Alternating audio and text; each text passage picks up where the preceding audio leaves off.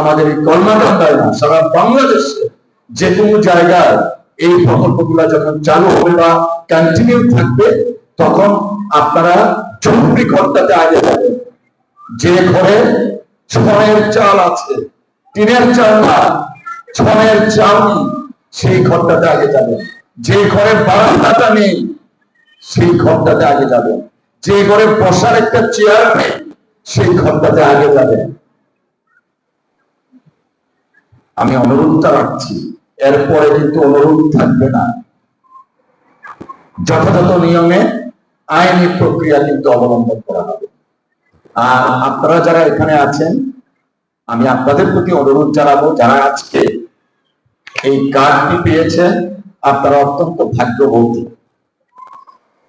আপনারা দয়া করে এই কার্ডটি যাদের প্রয়োজন, যে টাকাটা যাদের প্রয়োজন, সেই টাকাটা আপনারা খরচ করেন, আপত্তি নেই।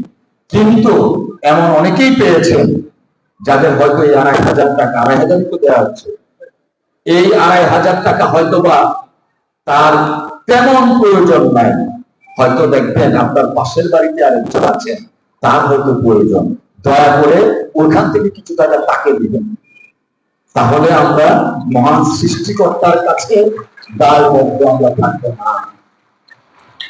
অনেকে পেয়েছেন এই ২৫০০ টাকা, হয়তো তার জন্য অনেক গুরুত্ব বহন করে না। সেই টাকার কিছু অংশ হলেও যার প্রাপ্য ছিল তাকে দিবেন। আমি হয়তো কিছু কঠিন কথা বলেছি, বলে ফেললাম। আবার এখানে মিডিয়ার কর্মীরাও আছেন, আমার এই কথা তো লাইভ প্রকাশিত হচ্ছে। আমার জায়গাটা সত্য কথাটা বলার জন্য।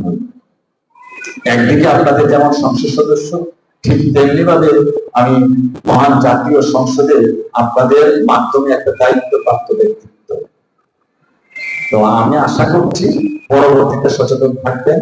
আর অফকোর্স আমাদের এই এলাকা কর্মকাণ্ডা দুর্গাপুর, এখানে আমাদের হিন্দু, মুসলমান, খ্রিস্টান, গারো, হাতন, আপনারা যখন যে তালিকা করবেন, দয়া করে কোন ধরনের কে হিন্দু, কে মুসলমান, কে খ্রিস্টান, কে গারো, কে হাতন, সেই ভেদাভেদটা আপনারা দয়া করে করবেন না। আমি আমার নির্বাচনী ওয়াদায় বলেছিলাম, আমরা মানুষ হিসাবে সবার মূল্যায়ন করতে চাই।